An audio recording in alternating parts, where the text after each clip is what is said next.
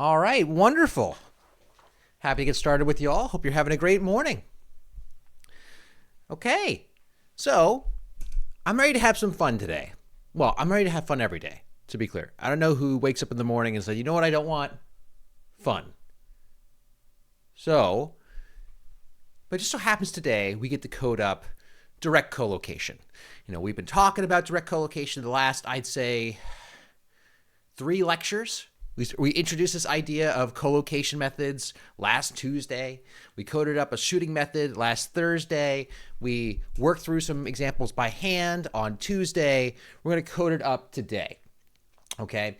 And we already started with an example last time as how we would set this up. We started with a very simple example of a block that's going to slide from one point to another. I think that's one of the best ways to start with direct collocation. But for those who need to review, as you're waking up in the morning, direct collocation is this really cool method that basically, of trajectory optimization, that's very counterintuitive, where you basically draw a magical trajectory through state space that may or may not be real. In fact, it's probably fake. It does not obey physics. But using the constraints of the optimization, we can actually make the constraints make it obey physics slowly over time. And this is better for unstable systems. It's better for systems that don't have a lot of actuators in them. We haven't talked too much about underactuated systems. You can, in fact, take a whole class on them. In fact, there's a really cool class online offered by Russ Tedrake from MIT. It's all online. I found it very inspiring and very accessible, where it covers just underactuated systems. What I mean by that is, imagine you have a robot arm. It has 2 links on it. So it's got like my upper arm, my lower arm, and that's it, just 2, right? Okay. And so you have if you have a motor here at your shoulder and a motor here at your elbow, then you can actually control. That system is called it's called fully actuated. So the name of the person that you're looking for is Tedrake, Tedrake.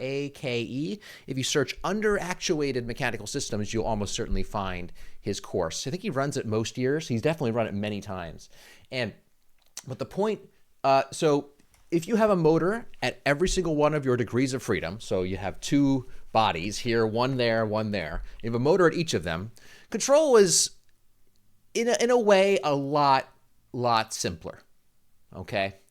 Because you always have the ability to make this arm move in some kind of direction. But if you take away one of these actuators, let's say you take away the shoulder actuator, and it's just a free swinging joint, okay? Then all of a sudden, the control problem becomes a lot harder. Now, if you want to move this arm around, it might seem impossible. But instead, what you do is you have to take this elbow actuator and swing the arm around and like exchange momentum in a cool way to swing your arm to go somewhere. It's possible to do. It is very possible to do. But because you have fewer actuators, it's called underactuated. And one of the key ways that we learn to control said systems is with trajectory optimization. Okay? The example that I just gave you, instead of envisioning, it's easier to draw this than it is for me to, let's just start here. 25, 02, 27. So this is just some example, okay? So let's say we've got a robot arm. It's mounted to the ground or the wall or wherever you mount your robot arms, right? Okay.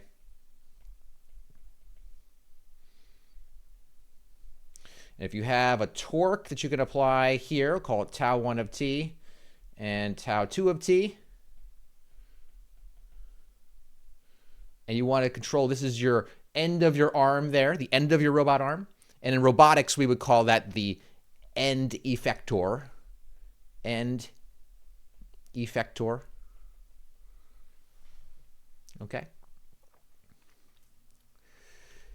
If you wanted to control that system, this is very established robotics. Okay, we'll cover a couple of methods in this class that do this kind of work. Okay, but this is fully actuated. okay? Fully actuated because the system has 2 degrees of freedom, one there, one there. So you have a joint right here, because it has 2 degrees of freedom and 2 actuators. Those torques on each of those joints, right? So it's fully actuated, right? That is the common sense definition of full actuation. There is an actual mathematical test that you can run on your equations of motion that determine whether or not it is in fact fully actuated, because theoretically there are ways you could have 2 actuators on this system and it's still under actuated. So anyway, I'm just giving you the high level cliff notes here.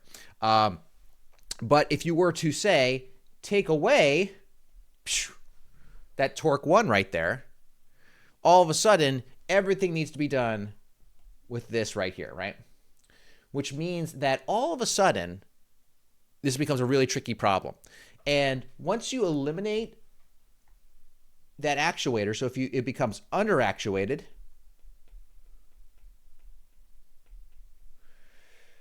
because it has 2 degrees of freedom still this 2 pendulums strapped to each other, but it's got 1 actuator. So you have to be a lot more clever, and trajectory optimization is a great way to do it, okay? It's not a full lecture on under actuation, but just to give you a sense of how it can become tricky to define it, you could still have 2 motors, but what if you put both of those motors at the same joint, right? Technically, you have 2 motors that apply torques, but they're at the same joint, but that other joint is just left flopping around. It's still under actuated even though there's 2 motors. But anyway, I'm just covering that general concept, right? Okay, so it would be cool to get to an under-actuated problem in our class. In fact, we already did.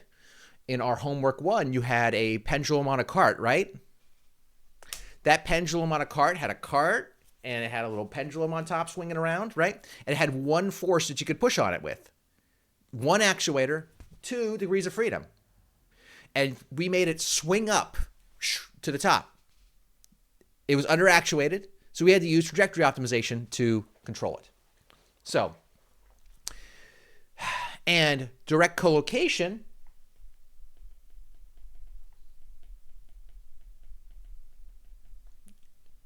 is more effective than single shooting for unstable or under-actuated systems. Okay? But we're going to start with a really simple example. We already covered it, and we're going to try to code it up today. All right? Get a little coffee.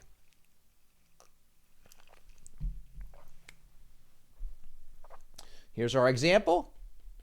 It's just a mass. This is what we covered at the end of last class that we're going to push on with some force over time. And we're going to want it to land over there. This is our target, so we'll call this S target. Okay, and it's going to slide along without friction, so no frictional forces here.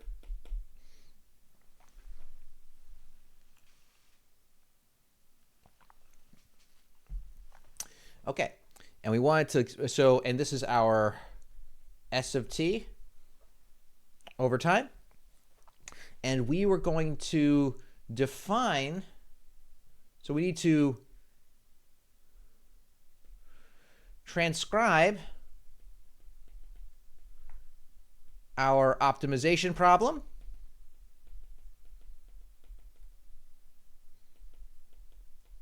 And I forgot to mention, we're trying to get there in minimum time, right?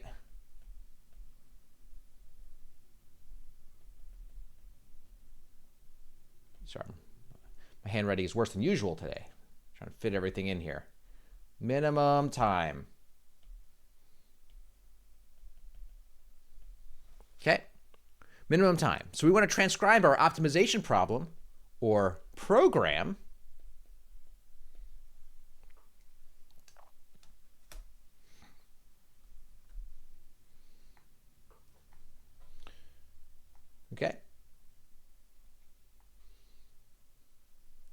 using direct collocation.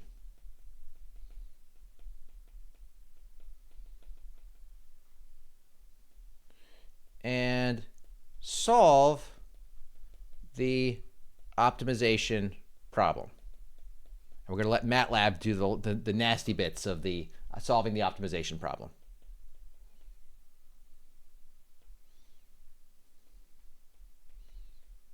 Okay.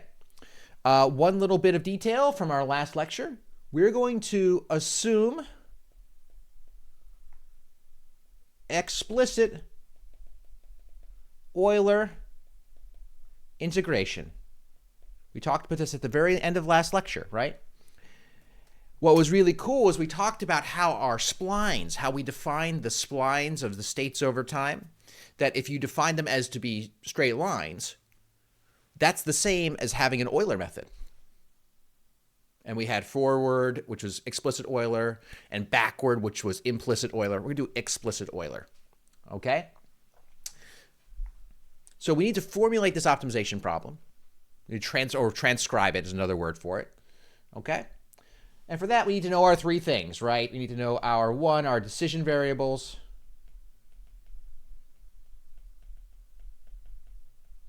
Two was our cost function.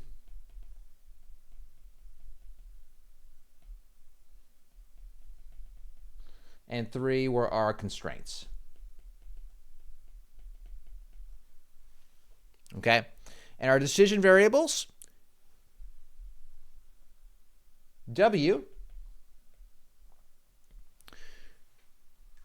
One thing we need to recall that for a direct collocation problem, you need to have your control inputs in your decision vector. But also what? Does anyone remember what else you have to include in a direct collocation decision vector? That's different than the single shooting decision vectors. Anyone remember? States. Oh my goodness, look at all you people jumping in. It's the states. Absolutely. Jumping in the chat. Like and subscribe. Okay. So we're going to have our inputs, U of t, and our states, we'll call it x of t. So those are our states. Those are our inputs. Right? And we listed them out. I'm going to list them out horizontally just because it's easier on my page. So we had F1 through Fn, where n is the number of knot points on your spline. Sometimes those knot points, we'll call them nodes. So if I ever call them nodes, that's what I mean. Just, it's all the little connecting points on your spline. How many are there? Okay, so you F1 through Fn, and you're going to have for every one of your states, so that means S1 through Sn, and also the derivative of our position because our system has two states. You'll recall that our state vector, let's just go up and write our state vector real quick. We'll put it over here. We'll say that our state vector, x of t, we know by now that this thing is going to have two states. Oh, that's to be x of t. Ugh. Rough morning. All right. Two states, s of t and s dot of t, right? So that means we need here ds1 through dsn. And I left no room for myself, of course.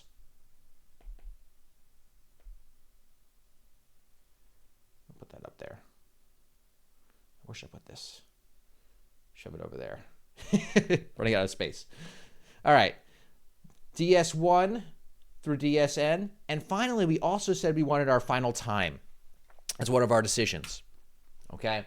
Because that final time is what we want to minimize. Because our cost function, my friends, f of w, just equal to t. I just wrote that right up there. What? Look at that. Cool. All right. So our decision variables and cost function are done. Okay? The only thing that were tricky were our constraints. let's talk about our constraints.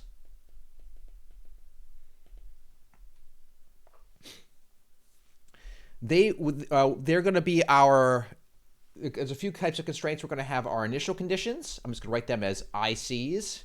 And our final conditions, FCs, sometimes called terminal conditions. I wrote this out more fulsomely in the last lecture. We want that S1 was equal to 0 and DS1 is equal to 0. These are in meters and meters per second.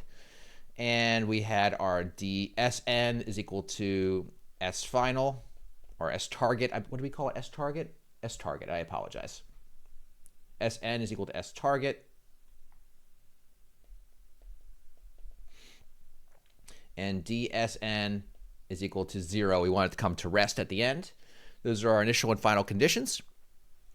If we want to have limits on our force, which we absolutely do, we would say that all of our forces F of t are less than or equal to some F max and greater than or equal to some F min. And we will define. Those are some inequality constraints. And then we have our physics / defect constraints.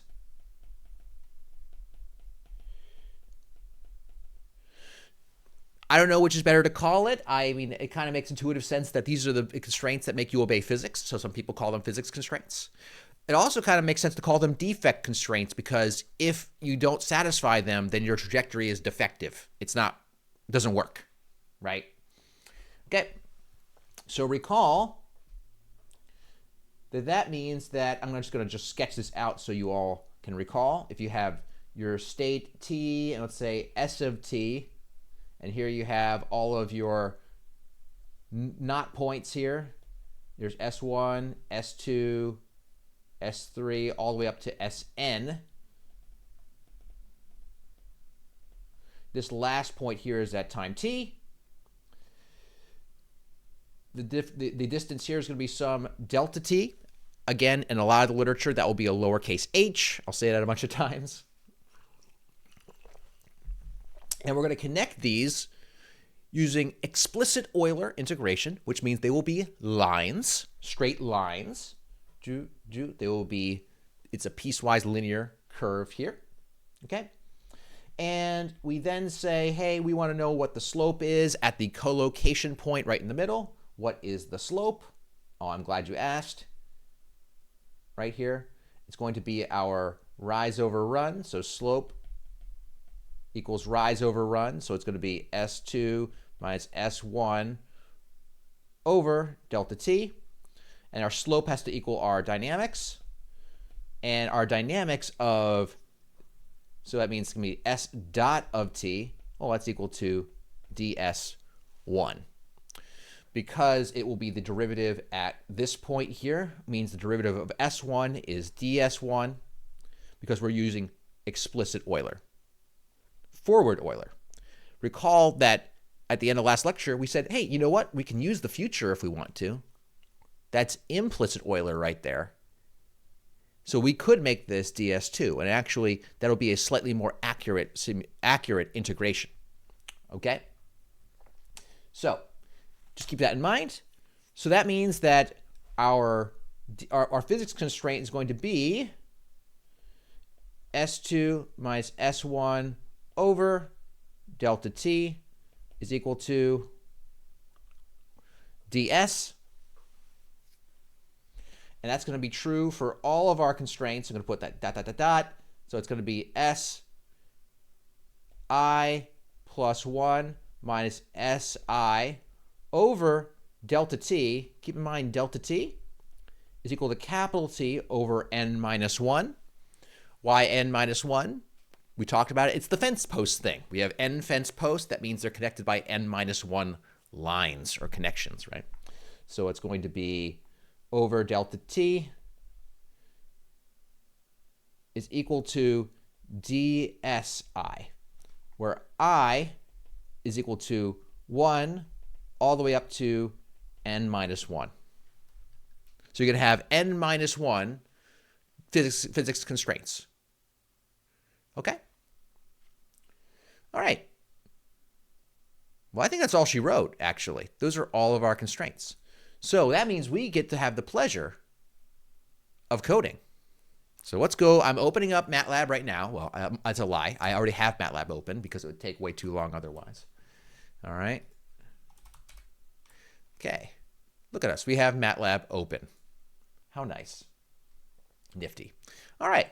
So what we need to do is make a script that creates all of these constraints. Let's go back to our board for a second here. What are we going to need? Will we need for coding?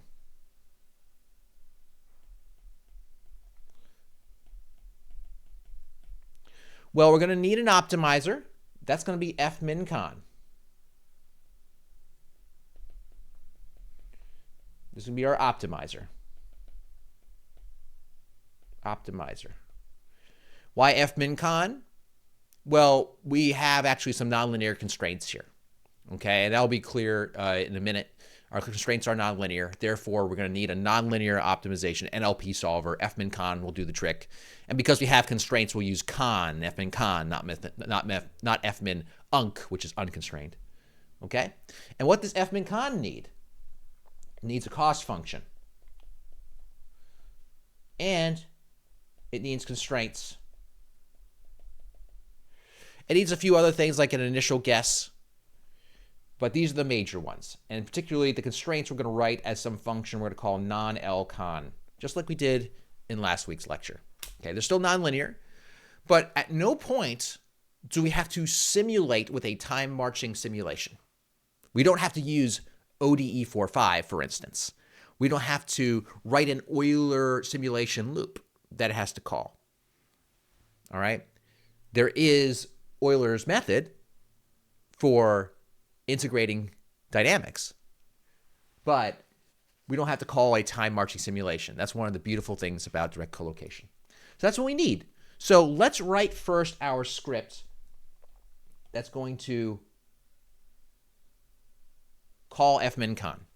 Okay. So I'm going to pull up my code here. I made a new script. Okay. I'm going to call this script main.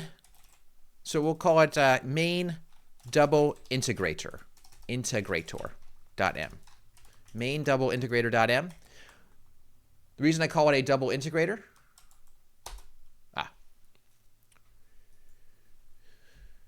take a second, save that file. I just realized we did forget a constraint. In my exuberance here, let's pull up our constraint. We have to do the same thing here. We need more defect constraints. What did I forget to write down? We did it last lecture, but what did I forget to write down? These are the defect constraints for S of t, our first state. What else do we need? Anyone know that I didn't write down here?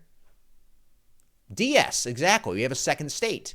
So we have to do the same thing for ds. Can't forget our second state. Otherwise, our velocity will be able to do whatever it wants, untethered to physics. Okay? So we will remember to do that right. Like the handheld console.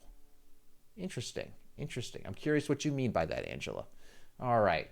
So we're also going to need dsi plus 1 minus dsi over delta t is equal to our physics of ds, which is going to be, if you recall,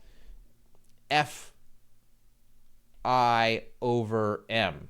Why is that? That's just because our acceleration is equal to force over mass. We covered that at the end of last lecture. For completeness, I'm going to scroll back up so I don't forget to write this in the thing. This problem, we call it the double integrator before. Let me write it here. It's called a double integrator because we're applying a force which gives us an acceleration that we have to integrate twice to get up to our position. Okay? And we're just going to write the fact that s double dot of t is equal to f of t over m. Those are our physics. I didn't write those out explicitly this time. That's it. Seeing Nintendo references. I do know what a Nintendo is. in the chat. You all can have your private joke amongst yourselves. It's cool. It's all right. All right, let's go back to our code. Because DS. Oh. All right. Nintendo DS. That was a DS reference. Okay, I do recall the Nintendo DS. All right. Let's make our own physics simulation. Let's make our own optimization here. So we got main double integrator.m, written by me and all my friends with me. So here in the year 2025, 0227 of the Common Era. Now, to be clear, when you're writing code by yourself, you don't have to put at all. I put it there mostly as a fun nod to the fact that you were all with me coding, okay? So if you're writing professionally, you don't have to put it there. Put your own name, right? Okay, we have our description here. This is our main file for optimizing the minimum time trajectory of a double integrator system. Okay. So first thing I'm going to do is I'm going to clear everything. It's the script. I'm going to clear everything. CLC clear, close all. Okay. That's that. Okay. All right. Now let's define some parameters. Okay. Let's we have our mass. I'm going to say our mass is just equal to 1 kilogram, just to make numbers simple. And that's really our only parameter that we have for our system. Unless I'm forgetting something. There we go. We have our parameter here. We also want to define our direct collocation parameters. For instance, there is this big capital N, which that big capital N was just telling us the number of knot points or nodes, okay? So we can define whatever we want for that. I think we'll start with 10. 10 is a pretty good number, and we'll write that out, and we'll make this a little bigger so everyone can see. So number of knot points. Okay, so this is going to call fmin_con, okay? But in order to call fmin_con, we need a couple of things. We need our cost function and our constraints. Now, we've written them out in math here. But what is that in practice? They are a function that you have to give fmin_con a function. So help fmin_con. MATLAB, I need help now. You can't wait to give it to me. Here you go.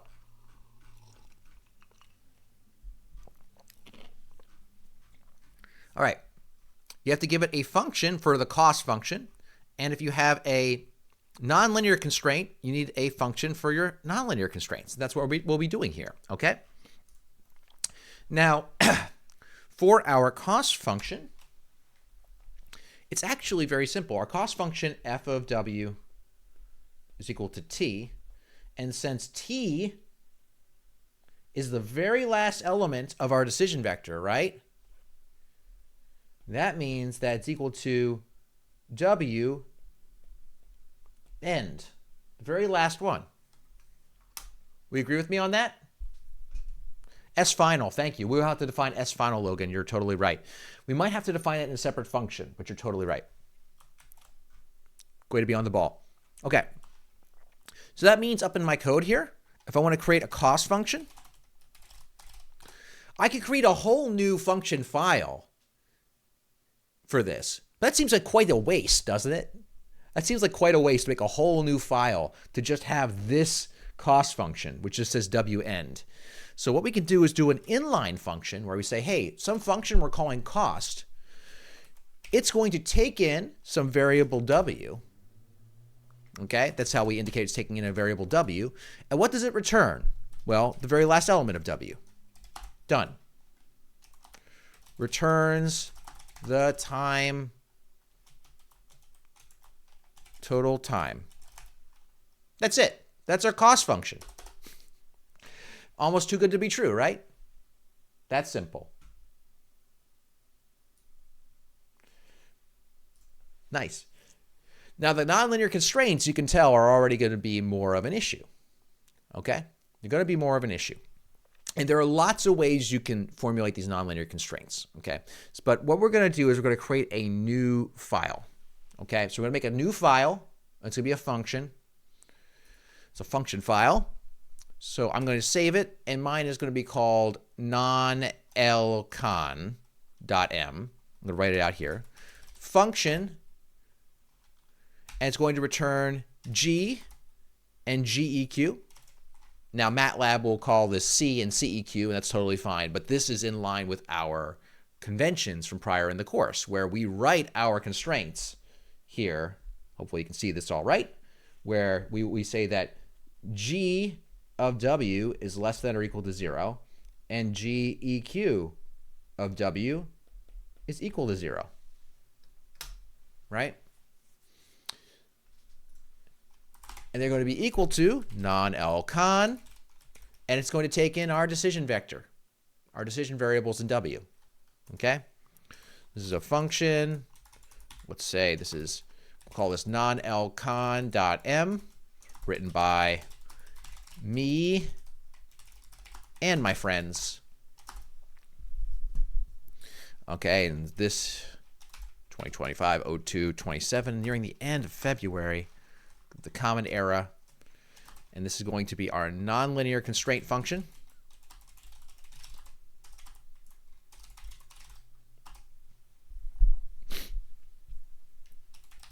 For fmincon to return the constraints for a double integrator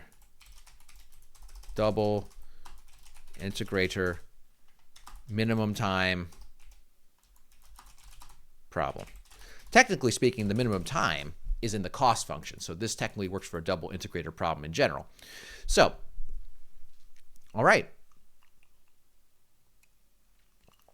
And S final is going to have to end up in here somewhere, Logan, because it's in our constraints that we talk about S final, right, or S target right there, right? It's in the final condition constraints. So all that this function knows, it's going to get in, so our inputs are going to be the decision vector W, which is going to have in it F1 through Fn, S1 through Sn. I'm going to continue on the next line here. Then you're going to have ds1 through dsn, and it's going to have our final time t, right? And our outputs are going to be our G and GEQ.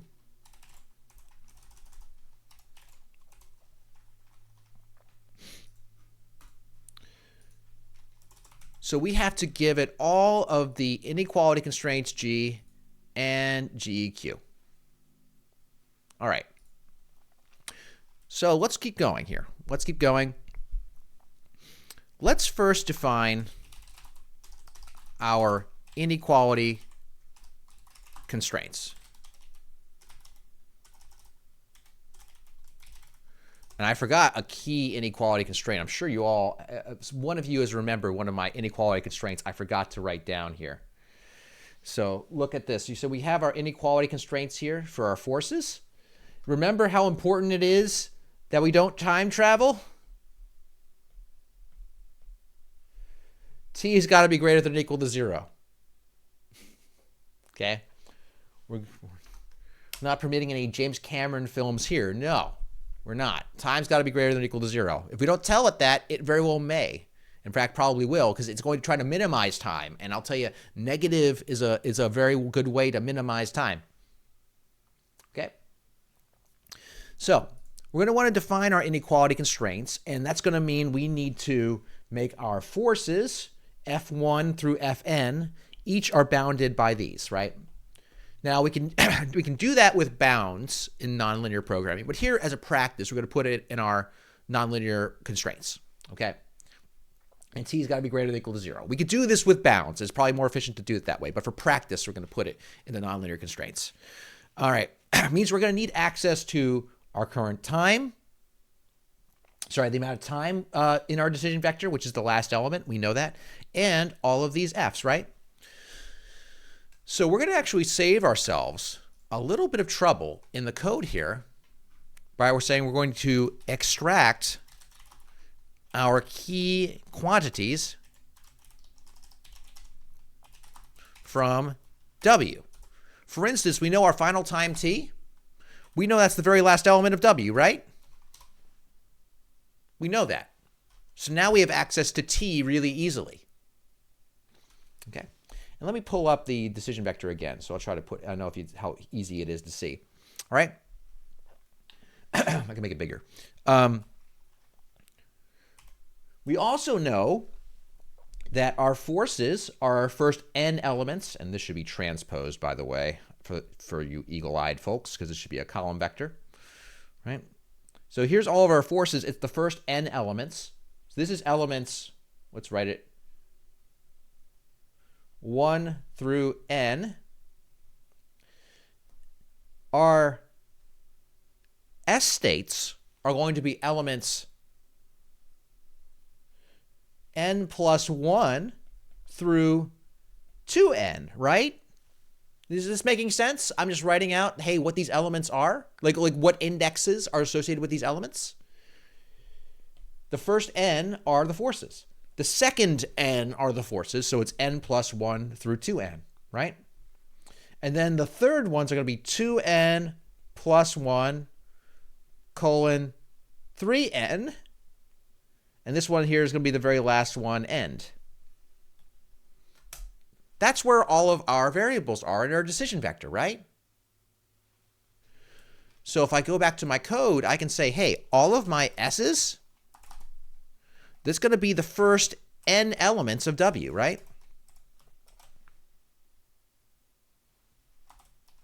And our ds's is going to be W starting at n plus 1 through 2 times n.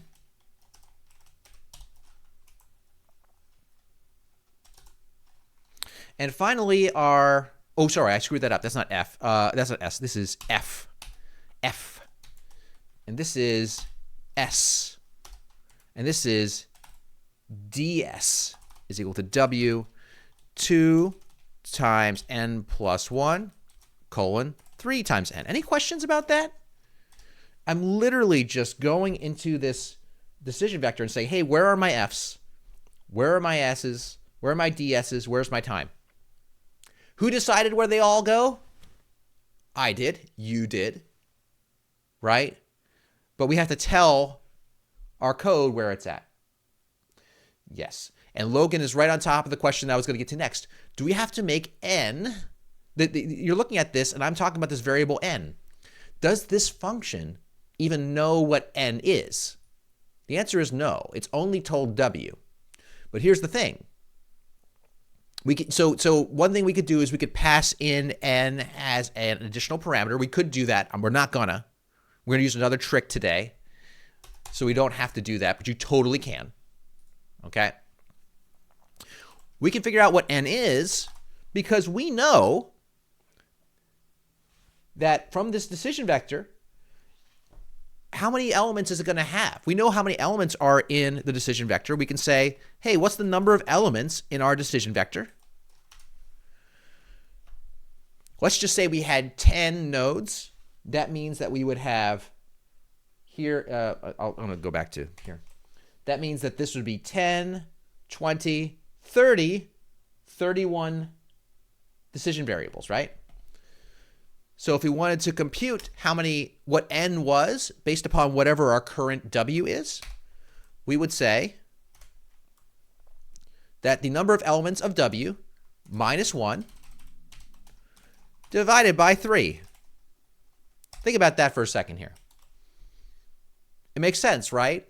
Because if we have n nodes, that means we're going to have n forces plus n position s's plus n velocity ds's. So that's 3 times n plus that final time, right? 1. So if we take our total number of elements in our decision vector, subtract off 1, divide by 3, it'll get us n.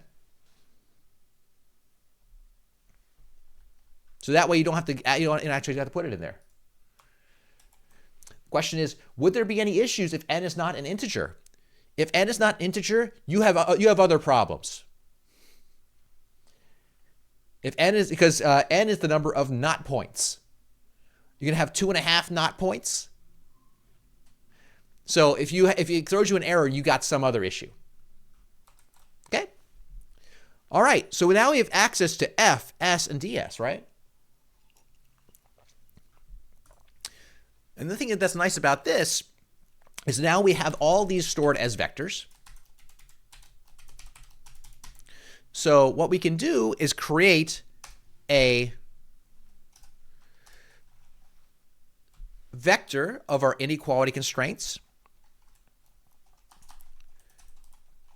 And we can say, hey, what are all of our inequality constraints? Well, one of which is that time has to be greater than or equal to 0. So if time has to be greater than or equal to 0, however, we have to write this as g of w is less than or equal to 0. That means we have to multiply both sides by minus 1. So negative t is less than or equal to 0, right? That's one thing.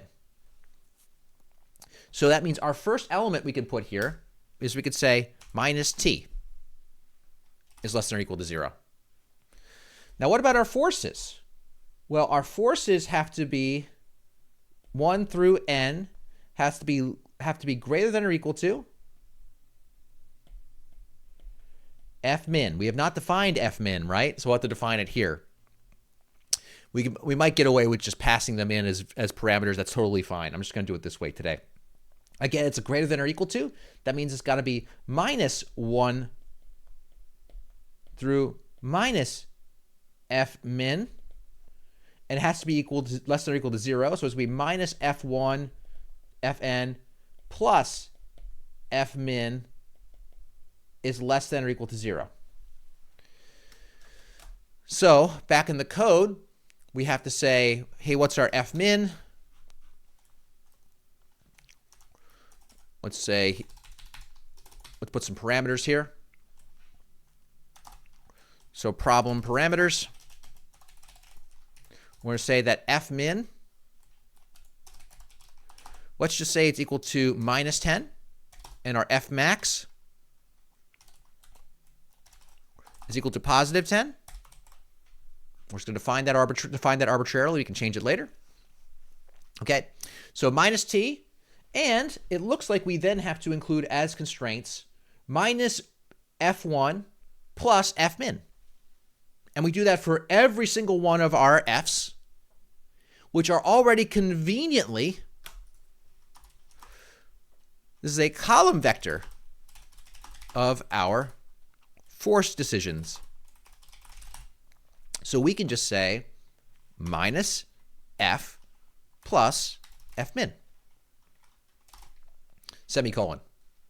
It's going to add all of it. So basically, it's going to be our first constraint, which is just minus time is less than or equal. Basically, time has to be greater than or equal to 0. Then all of our minimum force requirements. Then let's do all of our maximum force requirements. So that here is going to be f1 through fn has to be less than or equal to f max. We don't have to flip this inequality this time. Isn't that nice? So we can just put the f max on the other side. So it's f1 through n minus f max is less than or equal to 0. So we can put that into our code right here. So we would say positive f minus F max. Done. Those are all our inequality constraints. Right?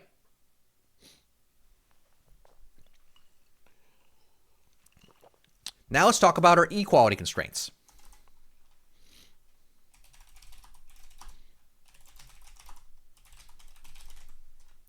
Now, here's the thing. I just wrote all of these into one vector like this. It's super easy. We're done, right? There's nothing stopping me from creating a different vector for each of these and then putting them all together in a column vector once I was done, right? And here we have so many more equality constraints that I'm going to break them up into parts and then assemble them at the end. So let's talk about our equality constraints. Let's zoom back up to wherever those were. Okay, we have our initial conditions. Okay, so our initial conditions, so let's say we have our GEQ initial conditions, IC. So what are our initial conditions? It's that S1 has to equal 0. Well, that's easy. We just say S1 because this is a column vector of all S decisions. And the same thing for DS, right? And since S1 must be equal to 0, that's the constraint, right? Because it has to be GEQ has to equal 0. Done. There's one of them. And DSN also has to equal 0. Okay. So that means I circled the wrong one. This one here. Sorry. DS1 also equals to 0. That's going to be our initial condition for our velocity. So DS1 equals 0. Done. Those are our initial conditions. Now let's add some final conditions. So we'll call them GEQ final conditions. Okay? And our final conditions are that Sn must equal to S target. If we want that to be equal to 0, then that means that Sn minus S target equals 0, right?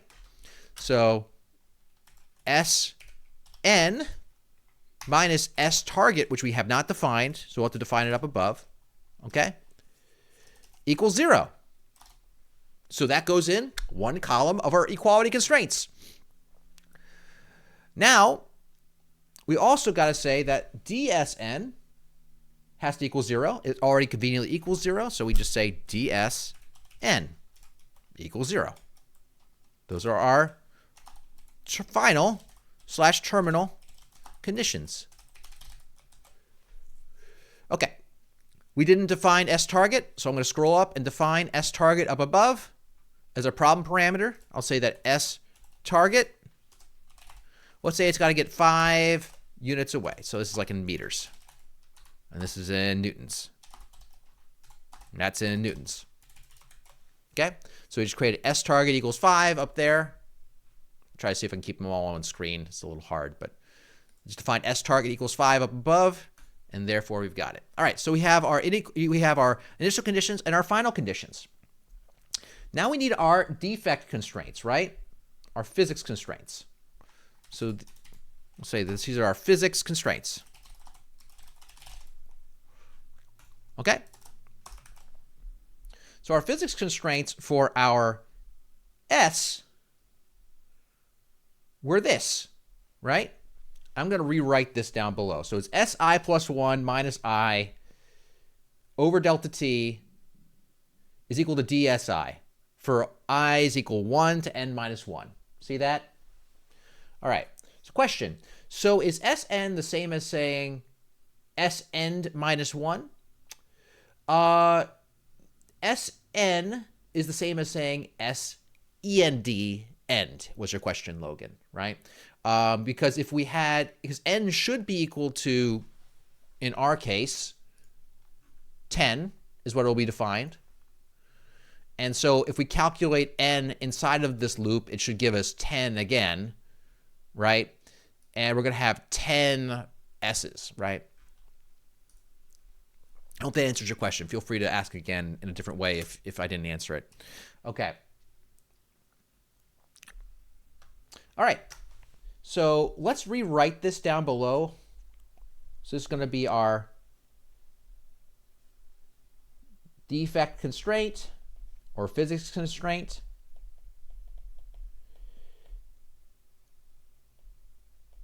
It means that Si plus 1 minus Si over delta t is equal to dSi. If we want that to be equal to 0, then that means that Si plus 1 minus Si, I'm just going to divide it all in line here for my convenience, then all minus dSi is equal to 0, right? And that should be plus 1. I don't know why I wrote minus 1 there. And that's for I is equal to 1 colon n minus 1. So let's write that out. I'll make that a little bigger so you can see that for a quick second, in case you missed it. Just me rewriting it slightly so that way it's equal to 0 on the other side to be an equality constraint for our problem. Okay, so let's write that out. So this means that we're going to say our, let's say GEQ S defect, we'll call it. This is our defect constraint for the S state. Okay, it's going to be equal to S I plus 1. So that's going to mean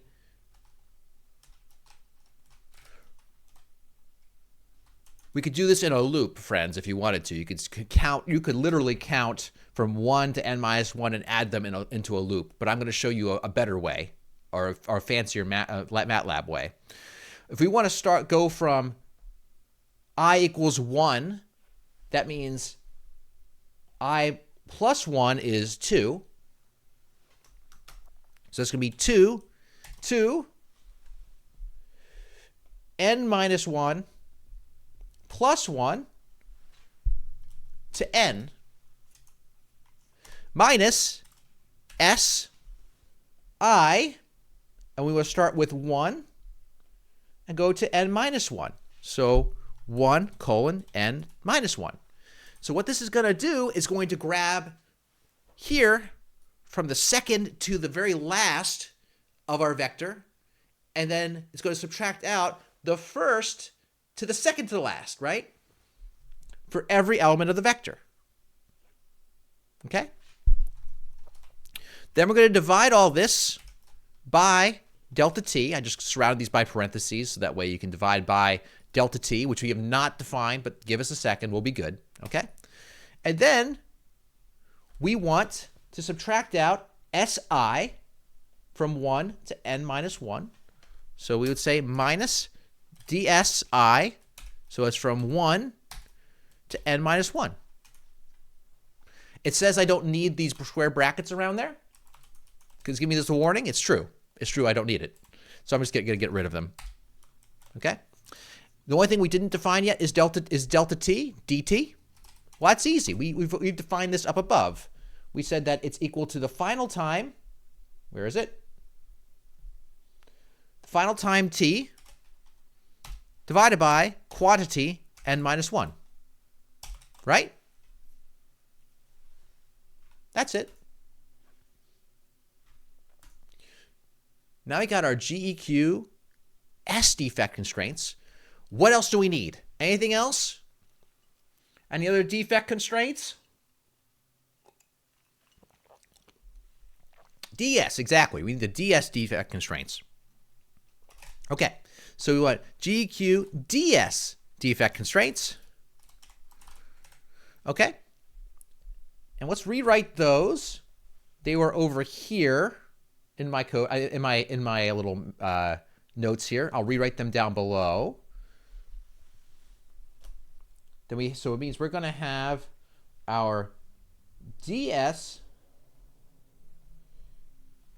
I'll pull it up in big screen.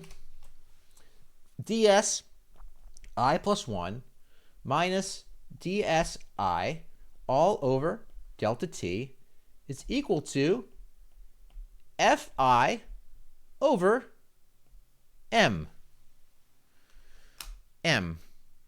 Oh my goodness, we don't have m in here either. We start to realize we wish we defined all these parameters just either inside, sorry, I can't see my screen here, but we don't have any of these parameters defined in this function. So either we should define them out in the main script and pass them in, or just define them all in the constraints, right? So here we're just going to define them all in the constraints and be a little silly. But anyway, back to the board. Of course, we want this to be equal to 0, so it fits the format that g of w is equal to 0. So si plus 1 minus dsi over delta t minus fi over m is equal to 0. Okay. That's our equality constraint. Make that nice and big. So we go back to our board and code. So now we have this GEQ ds defect is equal to ds 2 colon n minus ds 1 colon n minus 1. This is the same trick we're doing before, where we would have si plus 1. It means we're going to go from index 2 to index the last one, right?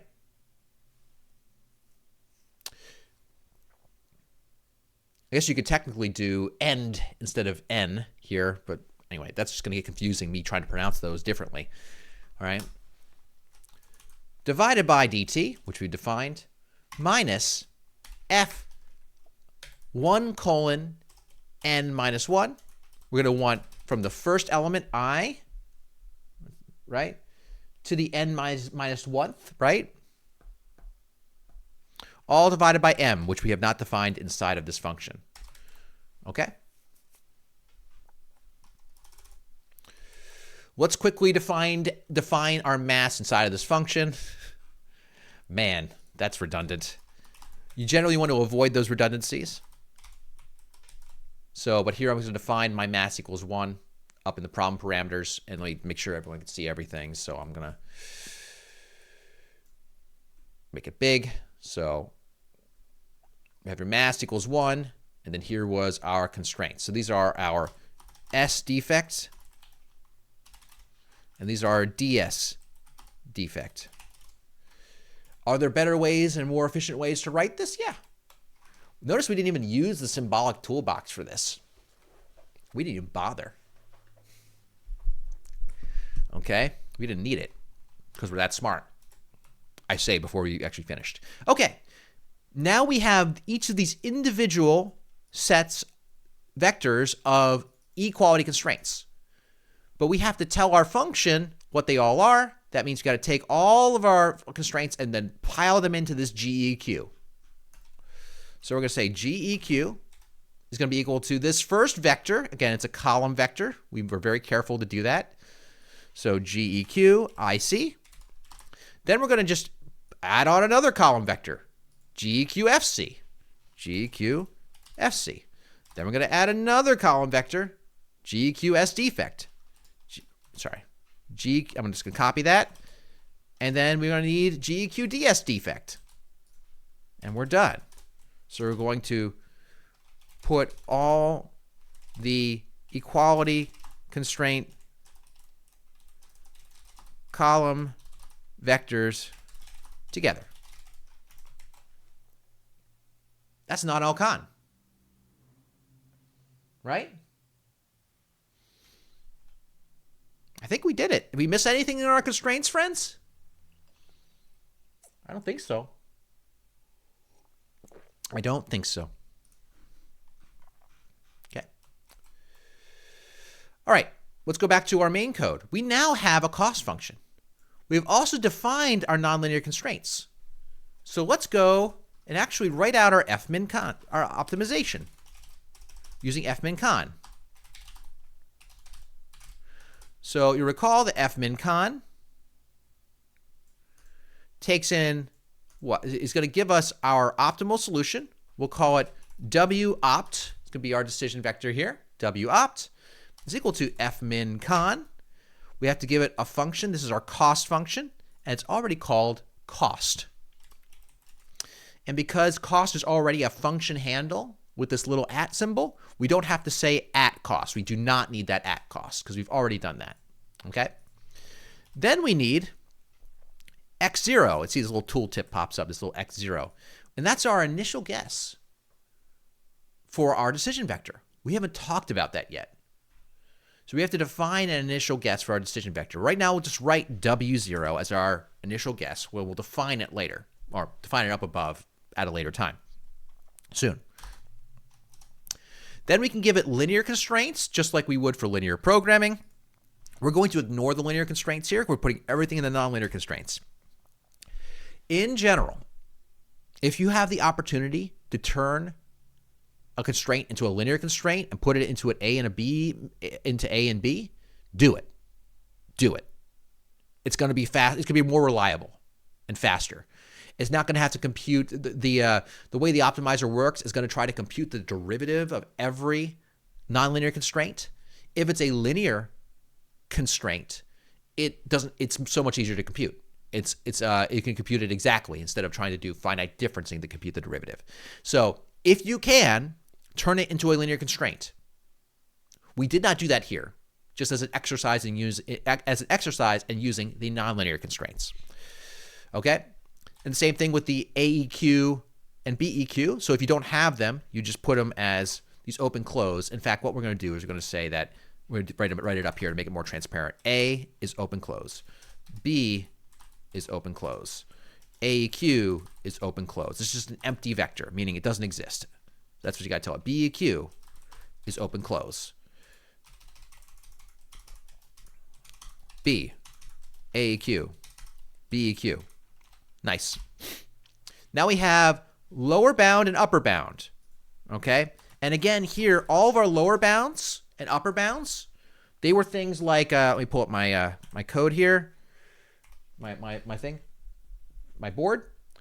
We wrote them as inequality constraints in the nonlinear constraint function. But these are absolutely things you can turn into bounds. You absolutely can. Okay?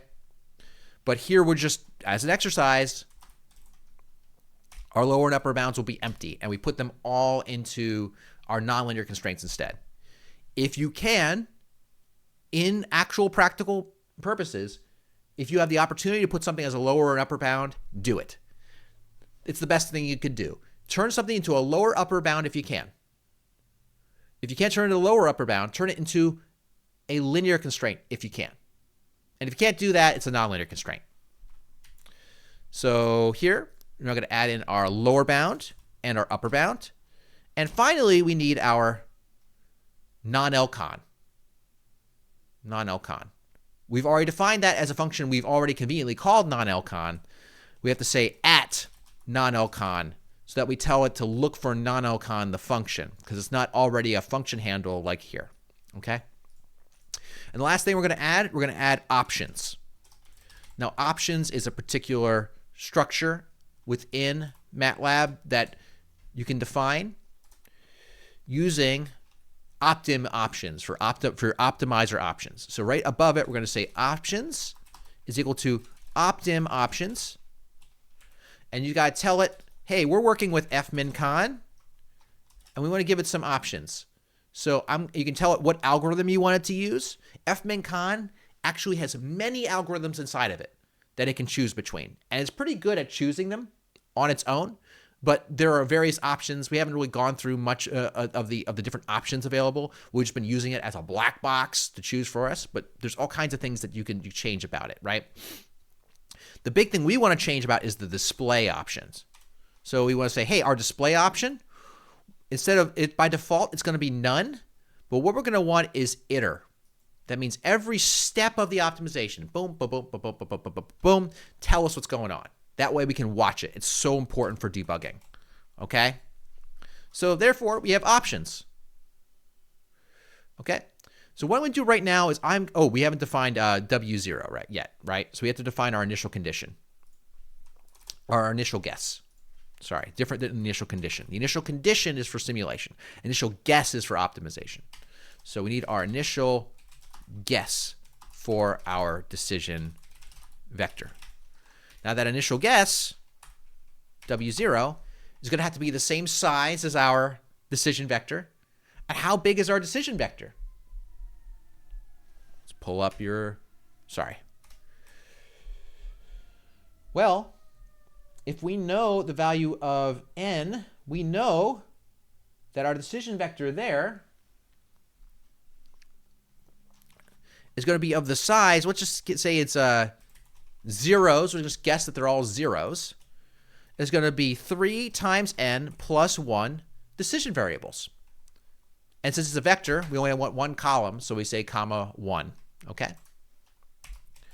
All right. So now we have our code all set up. Let me scroll up so you can all follow. Okay. So we just said we're going to guess zeros for all variables. And we'll just see what happens. See if it solves. All right. Everyone ready to watch this? Let's see if we get an error. We haven't gotten an error, friends, which concerns me. We'll see what happens. There we go. There's the error. Okay, we've got some issue. Nonlinear constraint undefined at the initial point. Ah, I know why. I know why. Hey, what is our initial guess? It's a bunch of zeros, right? That means that time initially is 0, which means that our dt is 0, which means that we are dividing by dt, which is 0. Is dividing by 0 good? No, it's not good, right? So, question in the chat. Are the bounds referring to cost, forces, or something else? The bounds refer to the decision vector. The bounds bound your decision vector. So whatever's in your decision vector, you can put a bound on, okay? So if there are forces in your decision vector, it's a bound on those. If there are states in your decision vector, it's a bound on those. So we don't want our initial, in short, it's saying that our constraint is undefined at the initial point. That's W0. We shouldn't make our initial guess for time equal to 0. So we can fix that really easily. We can say, hey, the very last initial guess, which is our time, let's just make it 1. Just make it 1. So all of our initial guesses are zeros for all of our forces, all of our everything here, all of our forces, all of our states, zeros. Our time, 1. Just about as dumb an initial guess as you could go for, right? Okay, let's try running it again. See if we fix that problem. Okay, we fixed that problem. Hey, look at that. It's done. Local minimum found that satisfies the constraints. That's fantastic. I'm looking at this column here. This column has our feasibility. 10 to the minus 13th. Fantastic. Great. This column here, first order optimality, 10 to the minus 7. Tiny. Amazing. Great. This here is, it took 52 iterations. This many function calls. This is our cost function. 1.4 times 10 to the 0. So 1.4. What's our cost function? Our cost function is time. So that means that our cost function, time, is 1.4. The minimum time it found was 1.4 seconds. Okay? Now, we don't know if we got it right yet. We don't know if this is correct. Meaning, yes, it tells us we solved the problem. Well, what if we made a typo? How do we know? How do we know? Is anyone else getting this, by the way? Is anyone put thumbs ups or whatever in the chat? Let me know if you're getting this. And of course, code will be available after. If you need to see any element of the code, I'll pull it up right now if things are throwing you errors, okay? But we should plot this result. So let's plot the result. Well, we know that all of our forces from WOPT, they are stored in the first n elements of WOPT, right? So let's call it FOPT for all of our forces is equal to WOPT 1:n, right? We know that all of our positions are stored in n plus 1 through 2 times n. We went through that little example before, showing you the first n elements are this, the next n elements are that. You know, remember that? Same thing here. Then we're going to say ds opt is equal to w opt 2 times n plus 1 to 3n. I apologize for the little tooltips blocking the screen here. I'll try to keep them up for a moment. And our final time, our time opt, is the final element of our decision vector, the very last one, right? So we have our forces. So let's, and our s's and our ds's and our t. Let's plot them over time. Well, we know that we need to plot at every one of our node time points at each of our not points. So it's going to be lin space from 0 to t opt. And we know we have n different points along the way. So we're going to plot all those time points. So let's do a quick subplot where we're going to plot our position, we're going to plot our velocity, and we're going to plot our force over time and see if it's right, okay? So we're going to say t plot, and we're going to plot our s opt as a black line. Let's do, oh, sorry, I'm doing subplot wrong. That should be plot. Oh my goodness, that's plot. I'm just getting antsy. We want our subplot. We're going to do 3 plots, 3, 1, 1, meaning we want 3 vertical plots, only 1 column, and we'll access the first one. Okay. Then we're going to do subplot 3, 1, access the second one. We're going to copy this, and we're going to plot our velocity. So it's going to be ds opt. Then we're going to copy all of this, and we're going to plot our force. So 3, 1, 3, and it's going to be force opt. Let's just quickly label each of our plots so we know what they are. This is going to be position. This is going to be velocity. And this is going to be force.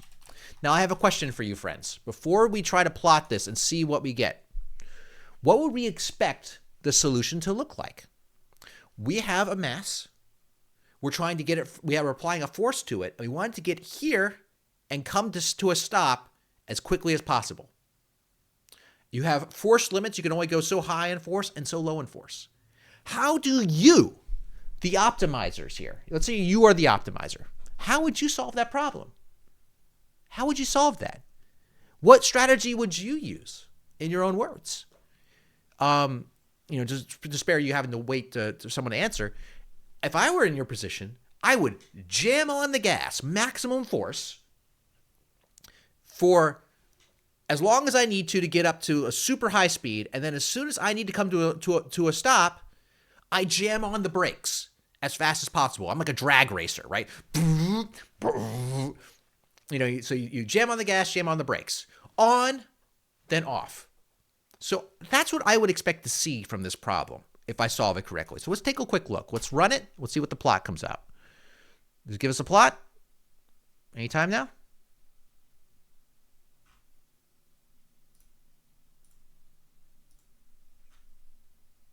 Not sure where the plot. There's the plot. Oh, look at this. I don't know if you can see this, friends. I'm going to make it thicker so you can see this. It's exactly what we get. You see the force here? Jams on the gas, jams on the brake, and then it comes back to 0. Look at that. That's right. This is the right answer. Minimum time. Really quickly before we go, I'm going to make this the lines a little thicker. So I'm going to set the line width to be 2.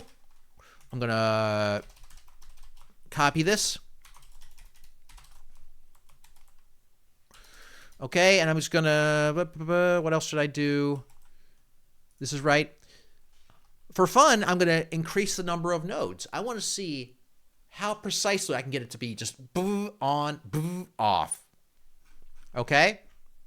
I'm going to change it to 20 knot points up above. Change it to 20 knot points. Rerun it. See what happens. Okay, stop. You said solver stop prematurely because it reached the maximum function evaluations.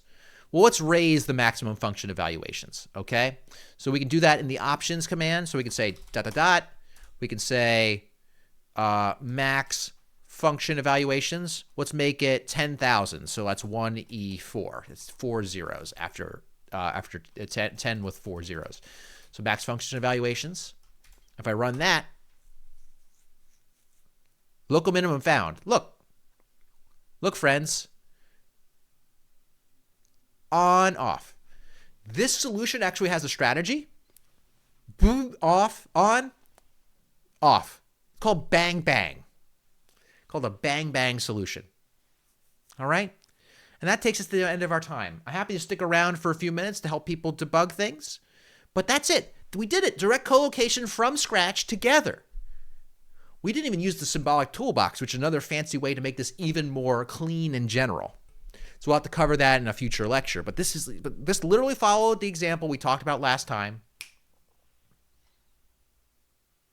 And there it is. Neat, right? And look how fast that was. That was so fast. All right. Well, thank you all very much for your time. Happy to stick around for a few minutes. That's a lot of fun. Also, I will note, I sent out an announcement. I made a brief homework for you to do by the end of next week. Okay?